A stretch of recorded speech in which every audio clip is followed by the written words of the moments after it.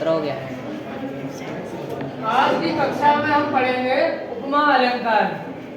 उपमा अलंकार किसे कहते हैं, उपमा अलंकार की परिभाषा, उपमा अलंकार के उदाहरण, उपमा अलंकार के कितने अंग हैं, ये सब पढ़ने वाले हैं।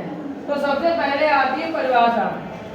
परिभाषा उपमा अलंकार की, जहाँ किसी वस्तु या व्यक्ति की उपमेय कहलाता है। कोई वस्तु हो या व्यक्ति हो, जैसे हमने ले लिया राम व्यक्ति है, कि किसी अन्य व्यक्ति या वस्तु से, वस्तु मतलब उपमान कहलाएगा। उपमान जैसे चंद्र है, शेर है, ये उपमान कहलाएंगे। किसी वस्तु को जो बताने वाले प्रतीक होते हैं वो उपमान कहलाते हैं। किसी समान धर्म या गुण आदि के आधार पर समानता प्रकट की जाती है, वहाँ उपमा अलंकार होता है। जैसे मान लेते हैं किसी व्यक्ति है, कोई व्यक्ति है, अगर हम कहें वह पुरुष शेर के समान है, तो जो व्यक्ति जो है राम मान ले और कहें शेर के समान है, तो राम उपमेय हो गया और शेर कहेंगे तो वो उपमान हो गया। राम उपमेय है, शेर उपमान है। अगर कहें सीता का मुख कमल के समान है, तो सीता उपमेय हो जाएगी और मुख जो है कमल के समान है, यह उपमान हो जाएगा, कमल उपमान हो जाएगा। या चंद्रमा के समान है तो चंद्रमा उपमान हो जाएगा। तो परिभाषा बताती है जहाँ किसी वस्तु या व्यक्ति की, वो कहलाता है व्यक्ति या वस्तु उपमेय कहलाता है। किसी अन्य व्यक्ति या वस्तु से वो उपमान कहलाता है। किसी समान गुण या धर्म के आधार पर समानता प्रकट की जाती है, वहाँ पर उपमा अलंकार होता है। अब उपमा अलंकार के अंग या उपमा अलंकार के कितने भाग हैं, तो सबसे पहले आता है उपमेय।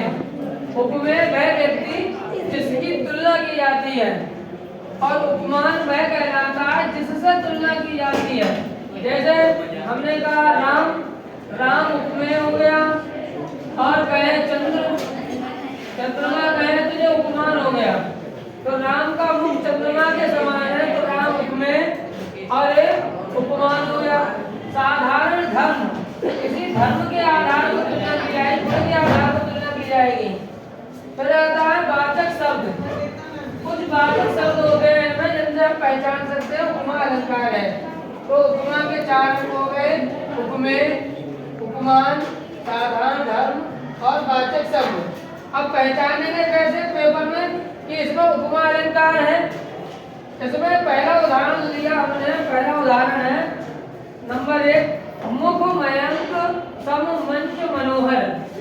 मुख जो है मयंक के समान है, सम माने होता है समाने, वाचक शब्द आ गया समान, समान वाचक शब्द हो गया। मुख जो है चंद्रमा के समान सुंदर है, तो यहाँ पर उपमा अलंकार है, समानता प्रकट की गई है। दूसरे उदाहरण में पीपल पास सरिस मन डोला। अब इसमें पीपल के पत्ते के समान मन डोल गया, तो इसमें भी समानता की गई है, इसका वाचक शब्द है सरिस। अगला उदाहरण है भूरे बालों की सी कतरन। अब इसमें भूरे बालों की समानता कतरन के समान की गई है, तो सी वाचक शब्द आने के कारण उपमा अलंकार है। अब अगला उदाहरण है चौथा, पड़ी थी बिजली सी विकराल। एक नायिका है, वो ऐसे लेटी हुई थी मानो बिजली के समान विकराल रूप धारण कर ली हो उसने, तो इसमें सी वाचक शब्द होने के कारण उपमा अलंकार है। अब 5वां है तब तो बहता समय सा जम जाएगा। तब तो बहता समय सा जम जाएगा। अब इसमें सम वाचक शब्द आने के कारण उपमा अलंकार है। तो अभी हमने 5 उदाहरणों में देखा कि कुछ वाचक शब्द आए।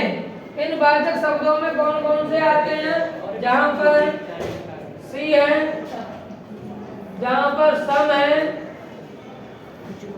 समा है, सीसा सम समा सरिस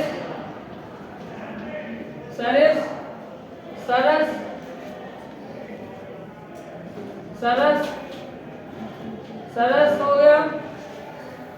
आदि वाचक शब्द आए, आदि वाचक शब्द,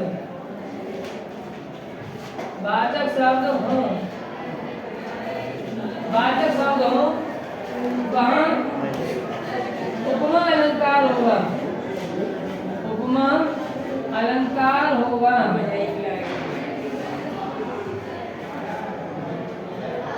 उपमा अलंकार होगा। अगर हमें उदाहरणों में कहीं पर सी मिले, सम मिले, समा मिले, सरिस शब्द दिखाई दे, तो वहां पर हम अच्छी तरह से पहचान सकते हैं उन लाइनों में उपमा अलंकार होगा। बस आज हम उपमा अलंकार पढ़ते हैं। धन्यवाद। अन्य